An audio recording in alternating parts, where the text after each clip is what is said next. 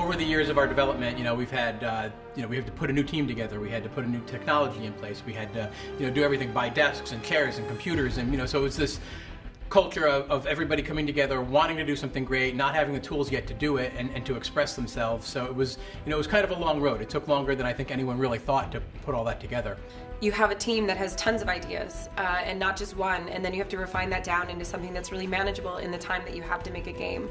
So that's a little bit daunting, when you have all the choices in the world. How do you choose, well, this is the one thing that we're going to do? The Respawn culture really is about no nonsense.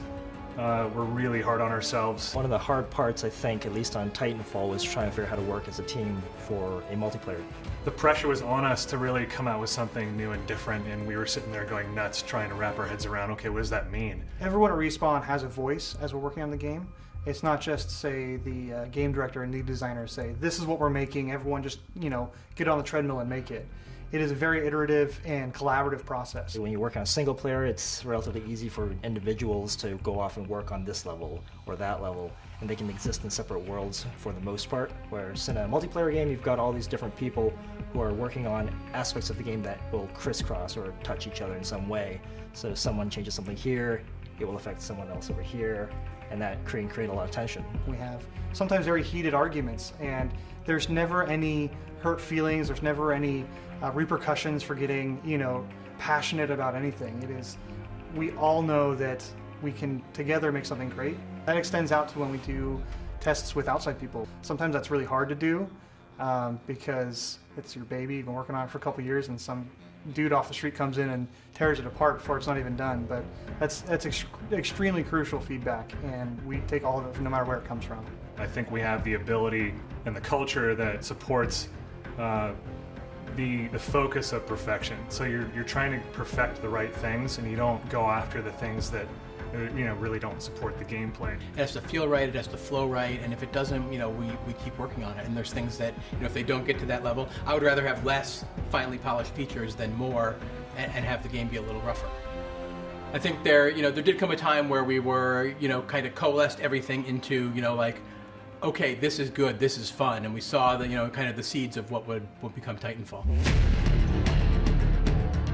And so the first Titan, pre-viz was an actual maquette, a 1/6 scale doll that I had encased in a dive suit, and then we said, scratch that, why can't we make these really big and play with scale as well? But at the same time, here's the tricky part, we have to try and keep it not alienating to people who are used to playing first-person shooters and a particular kind of first-person shooters. So we thought, how can we do that? So that was partly the problem of finding a new, larger design space, being able to create more exotic abilities and weapons and things like that. We could see the visual of a grunt next to a Titan and how powerful that could look, how powerful this giant can look, taking cover on a building.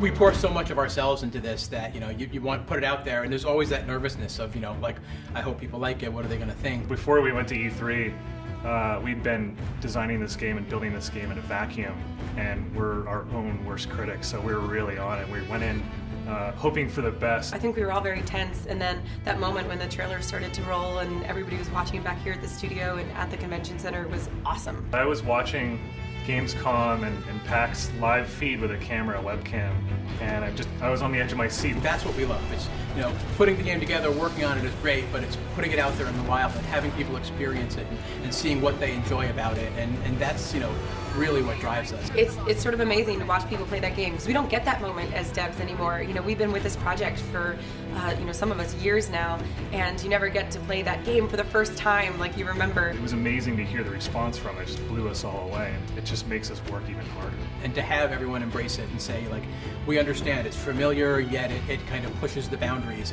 and I get this, and I want more of it, and it's great for the team.